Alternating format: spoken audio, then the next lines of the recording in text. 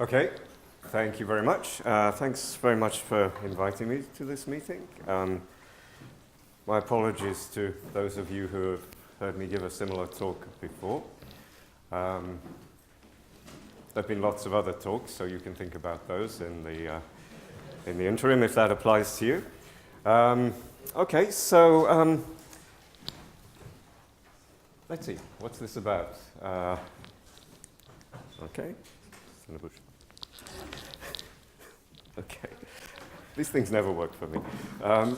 Okay, so what I'm talking about is joint work with Jan HubiŠka and NeŠsetəril. And what we're doing in this is topological dynamics of nice model theoretic structures. So this is looking at the automorphism groups of sort of nice model theoretic structures, such as omega-categorical structures or homogeneous structures, acting on compact Hausdorff spaces.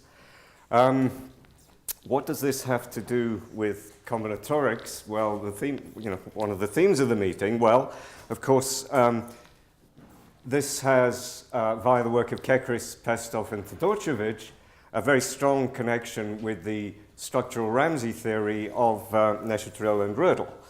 Okay, so which is very firmly a part of combinatorics. So, okay, and one thing that we'll see, well, is that, well, first of all, when I use the word sparse about a graph in this talk, it's different from the usage in the previous talk. But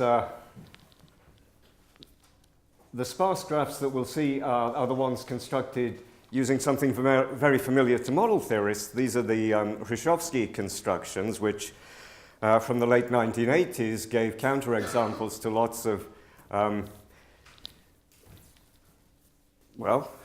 attractive conjectures in model theory. And we'll see that these Hrushovski constructions also give counterexamples to some attractive conjectures in this area as well. Okay, so let's see. So let me give you a sample result. In fact, this is probably the main result of what I'm talking about. So the theorem is that there's a countable omega-categorical structure M that has the property that if you take a subgroup of its automorphism group which is amenable, then H has infinitely many orbits on pairs of elements from M. Now, of course, if you're not familiar with the model theory here, a countable structure is omega-categorical. That means that its automorphism group has only finitely many orbits on n tuples for all finite n, in particular for n equals 2. So this is saying something. Having infinitely many orbits on m squared means that some original orbit of the full automorphism group has, under H, split into infinitely many orbits. Okay, so so one of the first things I want to do is sort of review some of the background to this and hopefully try and persuade you that this is actually an interesting theorem, that it actually does something, and we'll see what it was a counterexample to. Okay.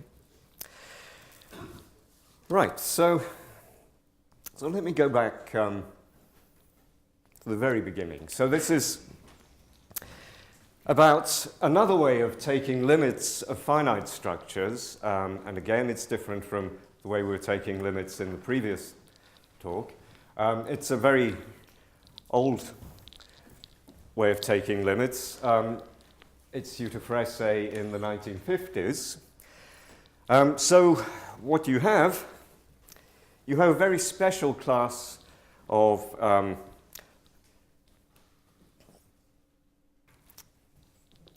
finite structures satisfying something called the amalgamation property, and from that you can build a countable limit under certain circumstances. But let's come at this from the other direction. Let's start off with a nice countable structure. So we've got a first-order relational language, an M, a countable L structure. Let's call the age of the structure the class of isomorphism types of finite substructures. Yeah? Okay, now we'll say that M is homogeneous if isomorphisms between finite substructures of M extend to automorphisms. Yeah? And then you find that this thing, the age of M, satisfies the amalgamation property. So that says that if you take structures A embedded in B1, embedded in B2, like this, then there's a third structure in the class, fourth structure in the class. The class is called C there, into which you can amalgamate things, yeah? Okay, so that's the amalgamation property. So that's a property of a class of, that a class of finite structures may or may not have, and of course it's a very special property. So the converse, again, all of this is, I should say, is really due to Frese, is that, well, if you take a class, a countable class of isomorphism types of finite structures that, satisfy the conditions they need to satisfy in order to be the class of isomorphism types of finite substructures of some countable structure. So these are just the ones here. So you've got closed undertaking substructures and the joint embedding property. So joint embedding property is just that if you take two structures in your class, then you can embed them into a third structure in the class. Yeah, so that's much easier. Then, if you also have the amalgamation property, then there's a countable homogeneous structure which has this class as its age, yeah? And it's unique up to isomorphism. Okay, so under these circumstances, we'll say that C is an amalgamation class, and this countable structure that you can construct out of it, the homogeneous structure, is its Frese limit. Okay, so all of this should be very familiar to the model theorists. So we have this sort of picture. Amalgamation classes via the Frese construction here give you homogeneous structures. And conversely, if you take a homogeneous structure and you take its age, then you get the amalgamation classes back. Okay, so as a little example, very familiar, if you take the class of all finite graphs, that's an amalgamation class, and the homogeneous structure you get, the Frese limit, is the random graph. And well, what you do in the Hrushovski construction is something similar, except you don't consider all embeddings here. You find, or Hrushovski tells you how to find a sort of clever subclass of embeddings between certain graphs. So you, rather than working with a class of structures and all embeddings between the structures, you look at where you have some sort of distinguished notion of substructure. So it's usually denoted by that. So these are embeddings to these sort of distinguished types of substructures. But if we have time, I'll go through some of that. Okay, so the Hrushovski construction is a sort of clever variation on the Frese construction.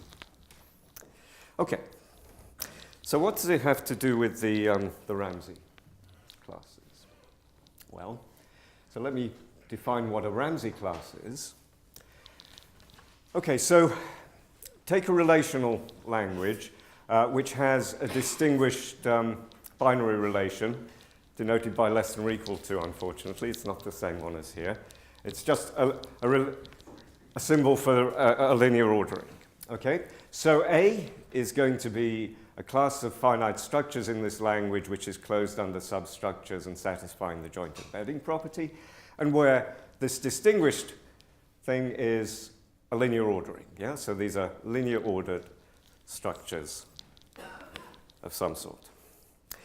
Okay, so we'll say that this A is a Ramsey class if whenever you take a substructure of B in this class, then there's a bigger structure in the class C with the property that if you color the copies of A inside C in two colors, then there's a copy of B inside C, called B prime here, such that this coloring is constant on the copies of A inside B prime.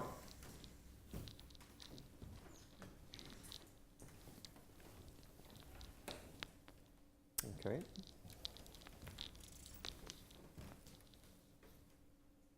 So you can see perhaps why you might want ordered structures here. You don't want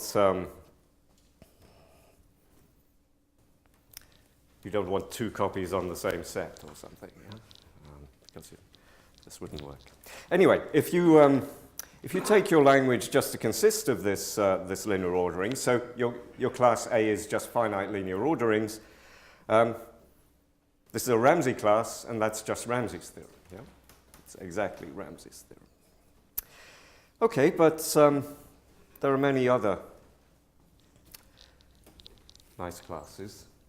For example, from the theorem of Neßsetʼril and Rödel, the class of linearly ordered finite graphs is a Ramsey class. Okay, and it's an observation of Neßsetʼril that if you've got a Ramsey class, then it's actually an amalgamation class. Yeah. So Ramsey classes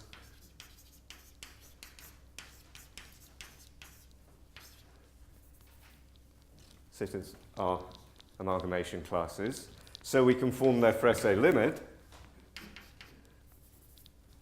What was I going to call it? So if this was called C, the Frese limit was going to be called M of C. So if my Ramsey class is A, we get a homogeneous structure M of A. Yep. And we could ask, well, certainly Ramsey classes are special. Can we detect what's special about the Frese limit of a Ramsey class? Yeah. Okay. Well, the way of detecting it turns out to be a property of the automorphism group. Okay, so let me remind you about how you regard the automorphism group of a structure as a topological group. So this is very general. If you take an infinite set, I'll denote by symmetric group on omega the group of all permutations on omega. And if you've got a subgroup of that, then you regard that as a topological group by giving it essentially the pointwise convergence topology. So a basic open set here, you fix some gamma there, which is a function from a finite subset of omega to itself. Yeah? You just look at all the things in your subgroup G which agree on that finite set with this gamma. Yeah? Okay, so this makes your G into a topological group, and the symmetric group with this type of topology is complete metrizable if omega is countable, so it's a Polish group. So it's a very nice object. And the connection with automorphism groups that's particularly nice here is that a subgroup of the symmetric group is closed in this topology if and only if it's the automorphism group of some first-order structure on this set. Okay, so you would expect perhaps this to be interesting in the case where there's a strong connection between the structure and its automorphism group. So if it's got lots of automorphisms, in particular, this is interesting if the structure M is homogeneous, or even if it's omega-categorical. Yeah? So omega-categorical, remember, you can think of it as having a big automorphism group. Then the number of orbits on n tuples is always finite, yeah, for every n. Okay, so just as a sort of little remark, if you've got a closed subgroup of the symmetric group, then as long as you're prepared to consider a sufficiently rich language, so you just put in a relation symbol for each orbit on n tuples, then it's homogeneous. So actually, yeah. So, okay. But of course, it doesn't have to be omega-categorical or anything. Yeah. So one should be a little bit careful with what one's trying to prove here. Okay, so that's how you regard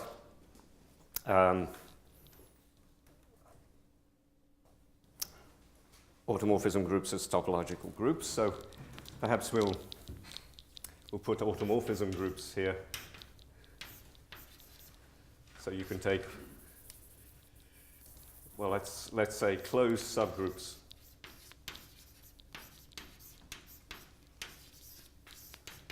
So closed permutation groups. And so taking the automorphism group of a structure takes you over here. This sort of cheap trick of homogenization can take you back that way. Yeah? Okay, so what happens in topological dynamics? Well, I think Mirna has already said this. So if you've got a topological group, one thing that it's interesting to do is to consider it acting on continuous Hausdorff, acting continuously on compact Hausdorff spaces, yeah? Non-empty Hausdorff spaces. Okay, so a G-flow, if G is our topological group, a G-flow is a compact Hausdorff non-empty space X with a continuous G action, yeah? And two definitions that go along with this. G is amenable if every G-flow X supports a G-invariant probability measure on its Borel sets. Okay? And G is extremely amenable if every G-flow has a fixed point. Okay? If you're new to this, you might stop for a minute and think, why is an extremely amenable group amenable? I'll leave that one to you. Yeah? Okay, you take a measure that concentrates on a fixed point.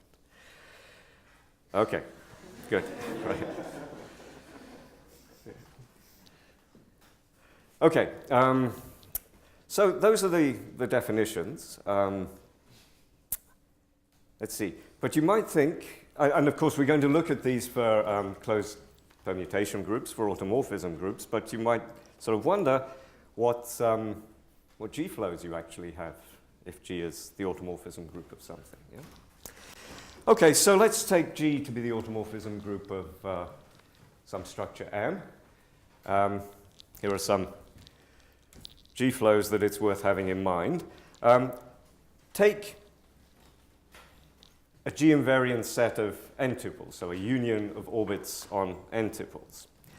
And let's consider, well, these are functions from this union of G orbits delta to 0, 1 with the product topology. Yeah, so that's a compact set. If you want to think of it as subsets of delta. That's another way of thinking of it. And of course, the action here is continuous, so this gives us a G-flow. You could also consider invariant closed subspaces of this, and those would be G-flows. Yeah. Okay, there's also this type of example, which is has been mentioned already. So consider G acting on the stone space of n types or something over M, yeah? Just by permuting M. Okay, so but we're going to be mostly interested in the first type of example there. Okay, so let's take G to be just the symmetric group on some infinite set omega, so the automorphism group of the trivial structure. Here's a G-flow. Look at the linear orderings on omega. So what's a linear ordering on omega? Well, it's a binary relation, so it's a subset of omega squared. Okay. And so it's a subset of, I should have written it on my slide, linear ordering is a subset of 0, 1, the omega squared. Yep. And of course it's invariant under permutations of omega. And if you think about it, this is a closed subset of this space, so it's compact. So this is a G-flow. Yeah. Okay, so as a corollary, you see that the symmetric group is not extremely amenable because it doesn't fix a linear ordering on omega. Yeah? Or to put it another way, if you take a subgroup which is extremely amenable, then there's an H invariant linear ordering. Yeah? Okay, so this is, yeah?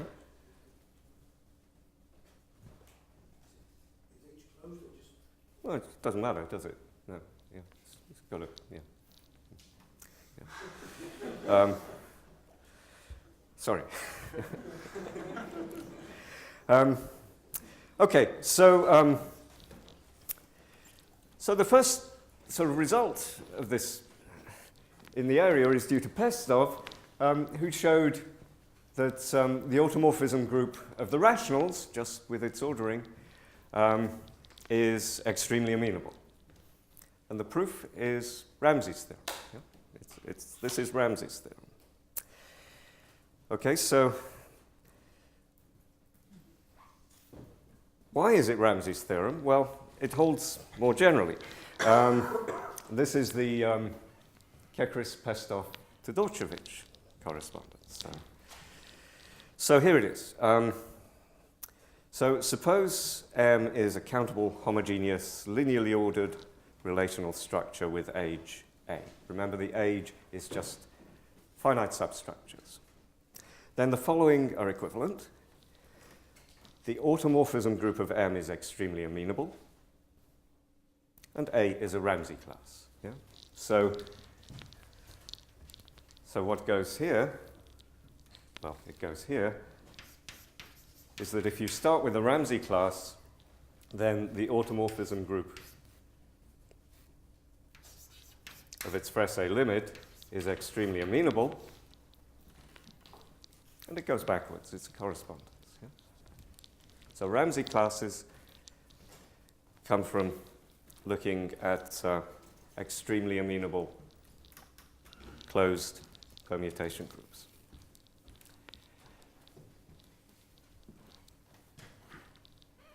Okay, so let's have a look again at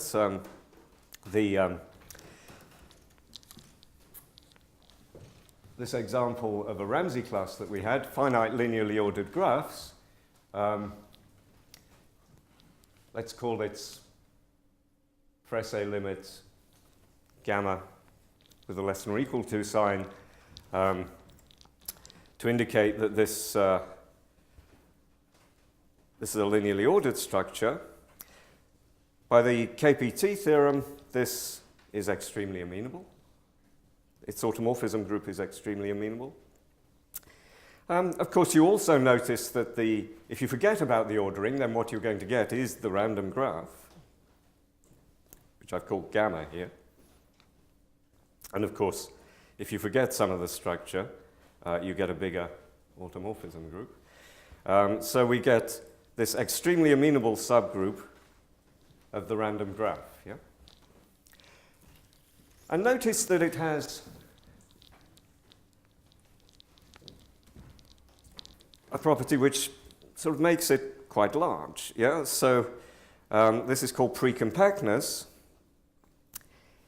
If we think in terms of just the structures, if you take any finite graph, then it expands to only finitely many graphs with a linear ordering. Yeah, I think that's okay, up to isomorphism.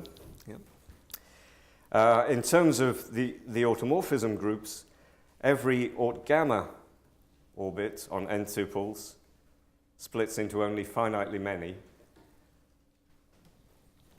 Aut gamma ordered orbits on n tuples. Yeah. Okay. So what does this do for us? Well, let's go a little bit more into the theory of the topological dynamics. So very general result. Okay, sorry, let's start with the definition. So again, G is a topological group. A G-flow X is minimal if it doesn't have any proper subflows. Or put it another way, every G orbit is dense. And a hard fact, due to Ellis, is that there's a unique, up to isomorphism of G-flows, a unique universal minimal G-flow. I seem to have called everything M in this talk, I'm sorry. So this M of G is the unique universal minimal flow of this, this topological group. So what does it mean by universal? It means it maps onto every other minimal G-flow via a G-morphism. Yeah? So continuous map which commutes with the G action. Okay, so that's a hard fact.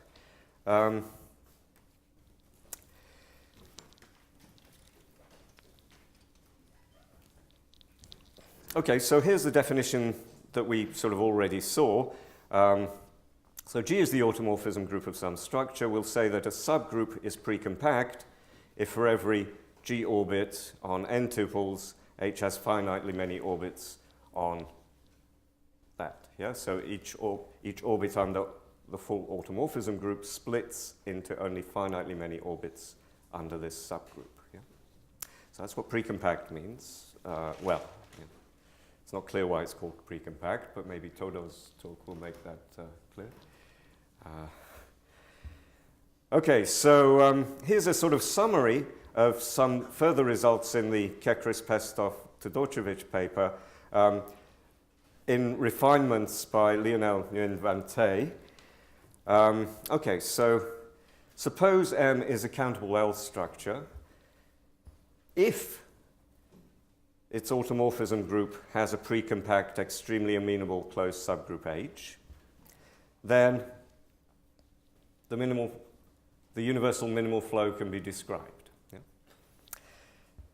In a fairly straightforward way. So this subgroup H is going to be the automorphism of some expansion of M. Expansion means putting on some extra structure. And the universal minimal flow is essentially just described in terms of such expansions, roughly. Yeah? And in particular, the way it's described shows you that this is actually quite a nice space. It's metrizable, it has a co-meagre orbit, and the same is therefore true of every minimal G-flow. Yeah? Okay, so I'm just saying those things for sort of later reference. The main point is that this if you can find a precompact extremely amenable closed subgroup, then it basically tells you what the universal minimal flow is. Okay, so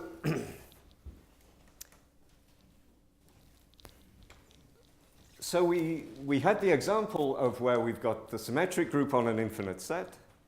That's not extremely amenable, but if we imagine that infinite set is actually the rationals, and then we look at the subgroup which is the order-preserving permutations of the rationals, then that gives us an extremely amenable subgroup.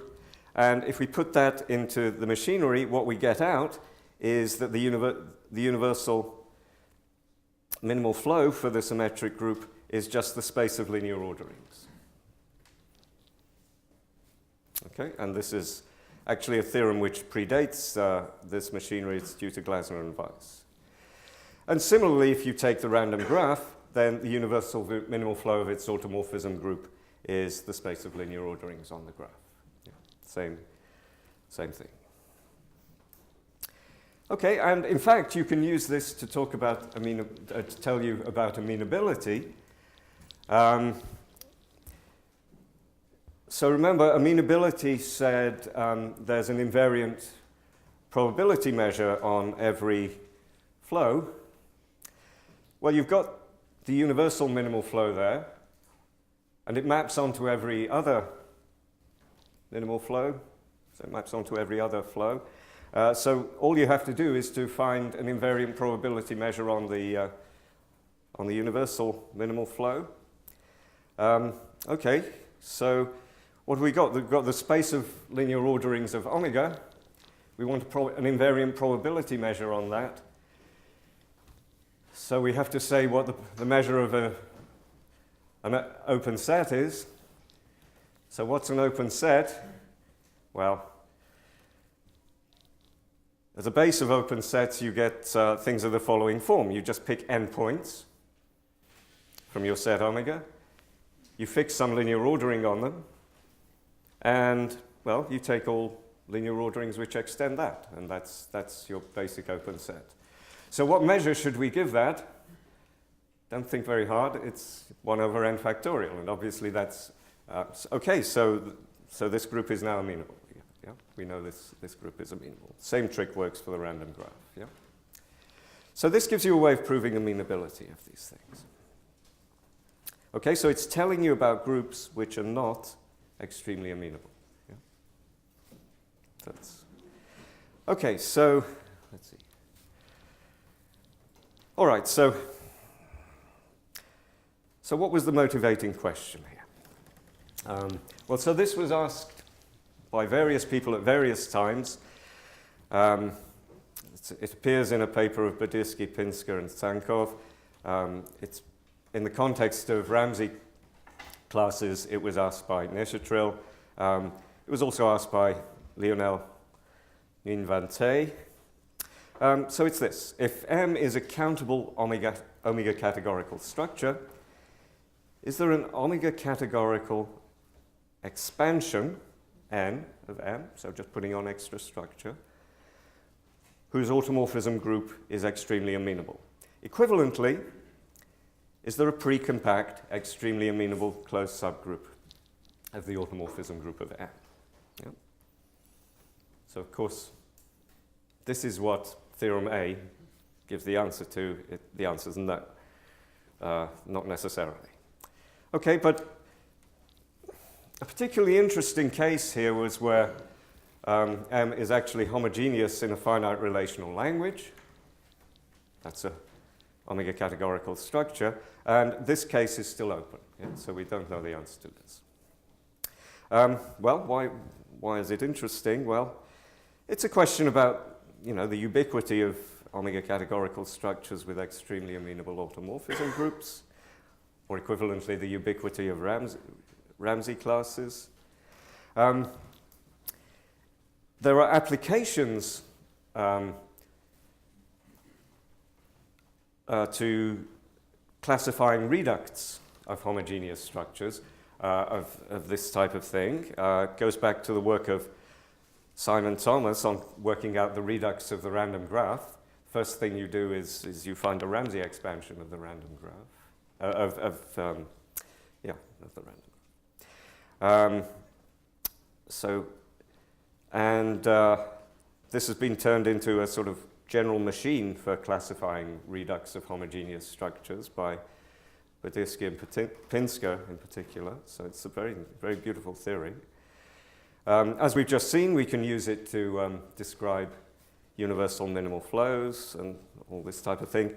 But of course, people had been looking for evidence about this question, and there's lots of work on finding Ramsey expansions of these amalgamation classes. In particular, it was done for binary homogeneous structures by a group of people working in Calgary. And that's sort of on top of what we had from the original work of Neßetřril and Hrushovski. So what do you mean by CSPs there? Constraint satisfaction problems. Yeah. So it's in the work of Badisky and Pinsker. They have applications of these types of questions to computational complexity. Yeah. Okay. Yeah. So let me tell you now about the proof of this theorem A. So what's a sparse graph in this context? Okay, so take a natural number. We'll say that a graph M on vertex set M and edge set E is K-sparse if for all finite subsets A of M, the number of edges on A is at most K times the size of A. Yeah? Okay, so well, here's a fact about this. If a graph is K-sparse, then it's what we call K-orientable. So this means that you can direct the edges of this graph so that at each vertex you have at most K edges coming out. Yeah. So if you take a directed graph with that property and then just think of the underlying graph, it's very easy to see that the resulting graph is K-sparse. The converse is something you get from the marriage theorem. Okay, so let's suppose we've got a K-sparse graph. So X of M is the space of K orientations. So an orientation, it's just putting the directed edges on. So D for directed, so it's a binary relation on M, and so we can think of this as a subset of the set of all binary relations on M, so it's a subset of this. But these contain an E, right? No, I'm thinking of this as separately, yeah? Yeah. But M already has a class structure. Well, yes, it's a subset of E, yes, Yeah. yeah, that's it, yeah. But just do this. So if I take so this is, convince yourself that this is a closed subset of this. Yeah? See if it's not closed.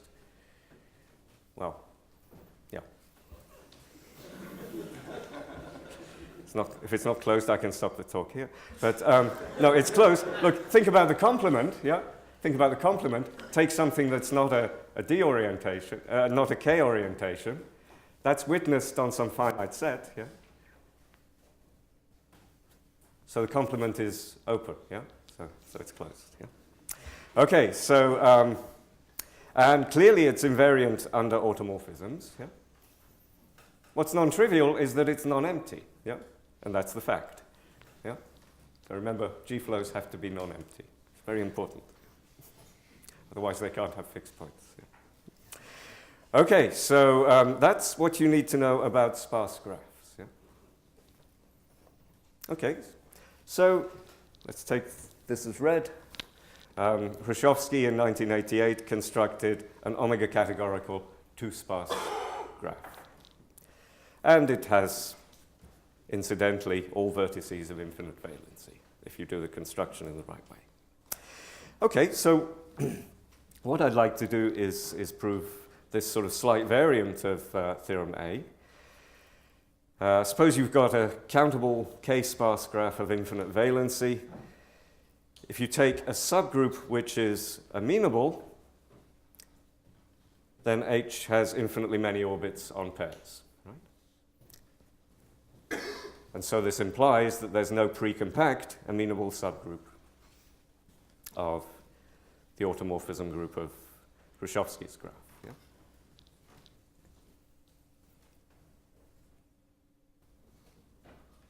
Okay, because Hrushovski's graph is omega-categorical, so its automorphism group only has finitely many orbits on pairs. So if you take a subgroup which has infinitely many orbits on pairs, then, well, this is a combinatorics conference, you can figure it out.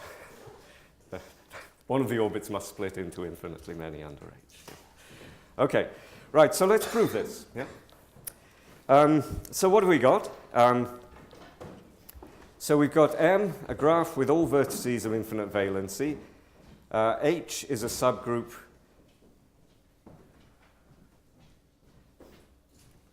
and let's suppose it's only got finitely many orbits. Yeah?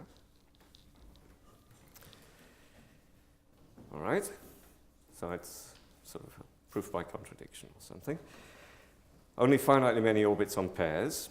So here's some notation. If C is in M, then H subscript C is the usual group theorist notation for the stabilizer of C in H. Yeah? So the things in H which fix C. And for C in M, let CL of C. It's a bit like algebraic closure, but I'm only defining it on points. It's just the union of the finite HC orbits on M. Now, H has only finitely many orbits on pairs, so it follows from that that HC has only finitely many orbits on M. In particular, there are only finitely many of them. So this thing, CLC, is finite. H has only finitely many orbits on pairs, therefore it's got finitely many orbits on M. So the size of this CLC is bounded. Over all C. Yeah? So there's some n such that this closure, or whatever it's called, is of size less than or equal to n for all C. Okay, very simple argument. And the other thing to notice is that if B is in the closure of C, then the closure of B is contained in the closure of C. Yeah? All very easy. Okay, so the first step is that you can find adjacent, so adjacent in the graph, A and B, such that B is in an infinite HA orbit and A is in an infinite HB orbit. Yeah? Here's the proof. Suppose that you can't find such things. Then for every edge A and B, either A is in the closure of B or B is in the closure of A. So take B with biggest possible closure size. Well, B has infinite valency, so you can take something A adjacent to it, which is not in this closure. Well, so that must mean that the closure of A properly contains the closure of B, but B was chosen biggest possible, so that's it. All right, so you can find A and B like this. Yeah. And at this point, we've already proved that H cannot be extremely amenable. Yeah? Because if H is extremely amenable, consider this space of orientations, it's going to have to fix a K orientation. All right, but then H fixes the K orientation, but so in that K orientation, the edge from A to B is directed one way or the other. Let's imagine it's that way. That's using the symmetry. But, you know, B lies in an infinite A orbit. So that doesn't sound right if this is an orientation where you only have K directed edges coming out at each vertex. Yeah? So we've proved that H cannot be extremely amenable, yeah, under the assumption that it has only finitely many orbits on M squared. But let's do better and prove that it's not amenable. Yeah? Okay, so where have we got to? M is a K-sparse graph. H is a subgroup.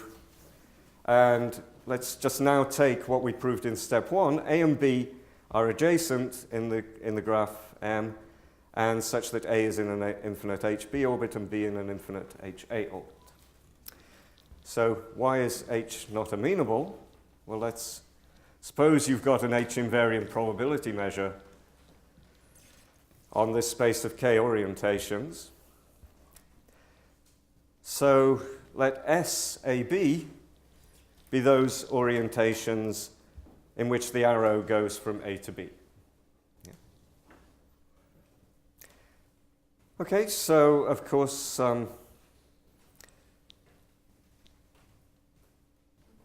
SAB union SBA is the whole space, so at least one of these has to have non-zero measure.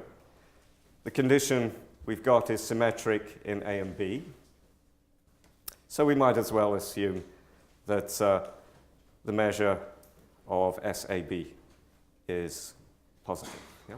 So that's called P. Right, okay, so we're nearly done.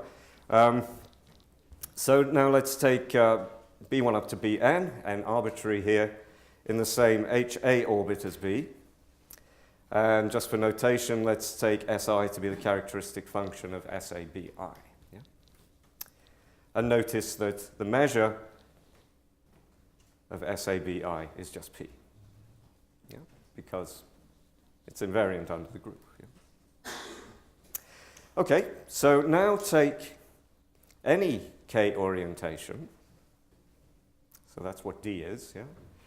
And so what's going on the sort of left-hand side here? This is the sum over these characteristic functions of what's happening in D. Well, I have at most K edges coming out of A in D. So this sum is at most K. Yeah? Just integrate it. All right, so we get that. That's because it's K orientation. Now integrate it. We get that. Is there much more? So if you just do this integral, you get n times p's at most k, but n's as large as you like. P's positive. We're done. Yeah, that's the contradiction.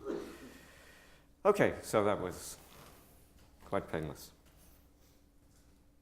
Okay, so this shows that this H cannot be amenable.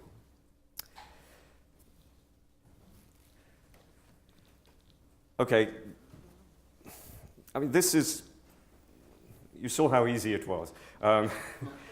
It's quite a long paper, so we do some other things in there. So one thing that was actually quite painful was we looked at some minimal subflows of this space of orientations of Hrushovski's omega-categorical structure. And what we showed is that all the orbits under the automorphism group are actually meager. So this is very different behavior from what was happening in the sort of the case where you have a precompact, extremely amenable subgroup. Okay, let me just finish with the questions. Yeah. So we've still got the original question for the case where M is a structure homogeneous for a finite relational language. Yeah, that's probably the most important question there is around this. As a side question, you might ask, or I might ask, whether there's a homogeneous structure in a finite relational language in which a sparse graph of infinite valency can be interpreted. Yeah. Of course, if the answer is yes, then the answer to the first question is no. But this sort of looks like a question that it might be worth looking at just purely from the point of view of homogeneous structures. Okay, and it's worth mentioning that,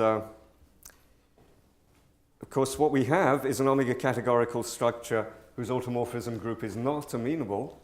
What happens if you know a priori that your automorphism group is amenable? Is there a precompact, extremely amenable subgroup in this case? And this is a question asked by Sasha Ivanov in a paper in about 2013. Okay, so I'll stop.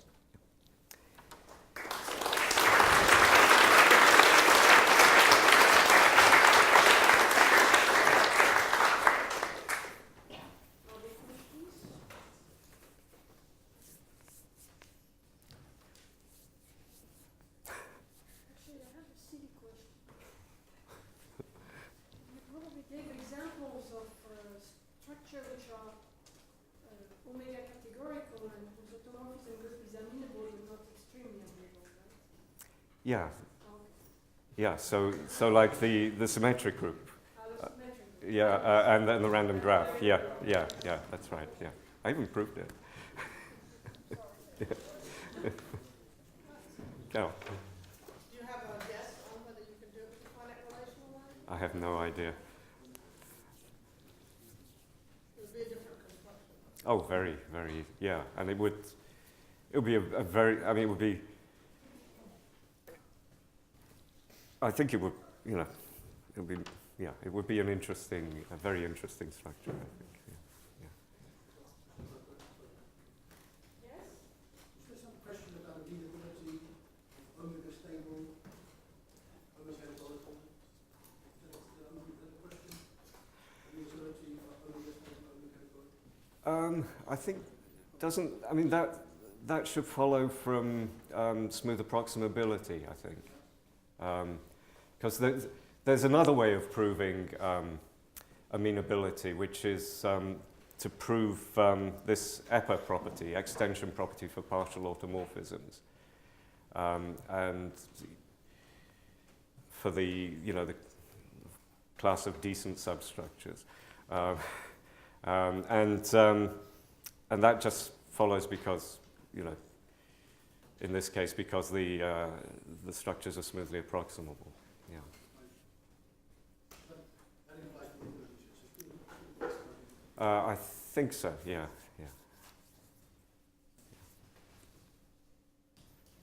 Maybe you need to. No, I think it's fully okay. I was just wondering if you need to kill some sort of. You need to go to a subgroup of finite index or something. No, it should be fine.